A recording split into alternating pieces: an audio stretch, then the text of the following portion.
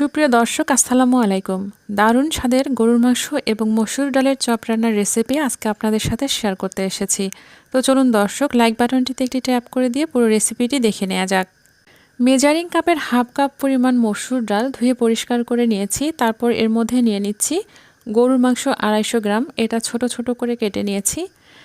নিয়ে নিচ্ছি পেঁয়াজ কুচি, এখানে 3টা পেঁয়াজ কুচি করে কেটে নিয়েছি। নিয়ে নিচ্ছি লবণ 1 টেবিল চামচের একটু বেশি। নিয়ে নিচ্ছি জিরা গুঁড়া 1 টেবিল চামচ, গরম মশলা গুঁড়া 1 টেবিল চামচ, এতে সব ধরনের মশলা গুঁড়ো করে নিয়েছি।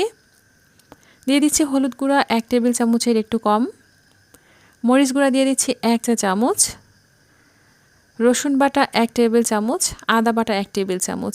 এটা ফ্রিজে ছিল এজন্য এটা এরকম দেখাচ্ছে। এরপর দিয়ে দিচ্ছি 3টা শুকনা মরিচ, যদি ঝাল খেতে পছন্দ করেন তাহলে এটা বাড়িয়ে দেবেন। রান্নার তেল দিয়ে দিচ্ছি 1 কাপের 4 ভাগের 1 ভাগ পরিমাণ। তারপর এটাকে নেড়েচেড়ে মিক্স করে নিচ্ছি। মিক্স করে নেওয়া হয়ে গেলে এ পর্যায়ে এর মধ্যে পানি দিয়ে দিচ্ছি।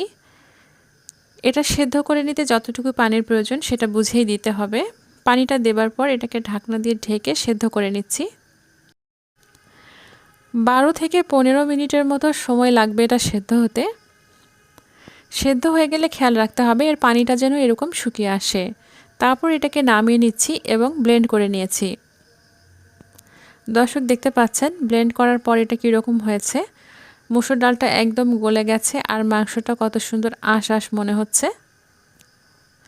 এটা সম্পূর্ণ একটা বাটিতে নামিয়ে নিচ্ছি। এরপর এর মধ্যে একটা ডিম ভেঙে দিচ্ছি। ডিমটাকে এর সাথে ভালো করে মিশিয়ে নিচ্ছি। এটা মিশিয়ে নেওয়া হয়ে গেলে তারপর এর মধ্যে দিয়ে দিচ্ছি ব্রেড ক্রাম্ব। আমি এখানে 3 টেবিল চামচ পরিমাণ ব্রেড ক্রাম্ব নিয়েছি। আপনারা চাইলে এখানে টোস্ট বিস্কুটের গুঁড়াও ব্যবহার করতে পারেন। দর্শক এটাকে আবারও ভালোভাবে মাখিয়ে নিয়ে তারপর এটাকে চপের আকৃতি দিচ্ছি। দেখুন গোল গোল শেপ দিয়ে নিচ্ছি। এভাবে সবটুকুই এরকম গোল শেপ দিয়ে নিতে হবে। দেখতে পাচ্ছেন আমি কিছুটা নিয়েছি, সেটা আপনাদের দেখাচ্ছি, আর বাকিটা রয়ে গিয়েছে। এখন আমি চুলায় চলে যাচ্ছি। চুলায় একটি প্যান বসিয়ে দিয়েছি আর সেখানে রান্নার তেল দিয়ে দিচ্ছি আর তেলটাকে গরম হয়ে আসা পর্যন্ত অপেক্ষা করছি। এই পর্যায়ে চুলার ফ্লেমটা আবার লো করে দিয়েছি। তারপর এই প্রতিটি চপ এর মধ্যে দিয়ে দিচ্ছি এটা ভেজে নেবার জন্য।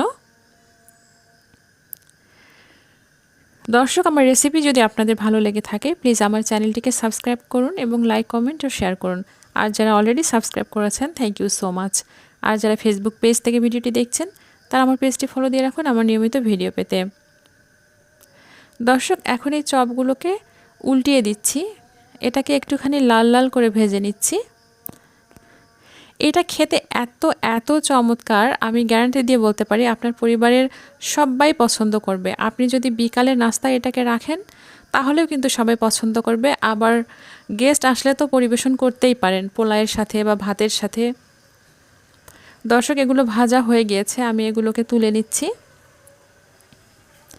একটা ভেঙে দেখাচ্ছি, দেখুন ভেতরটা কত সুন্দর হয়েছে। দর্শক দেখতে পাচ্ছেন।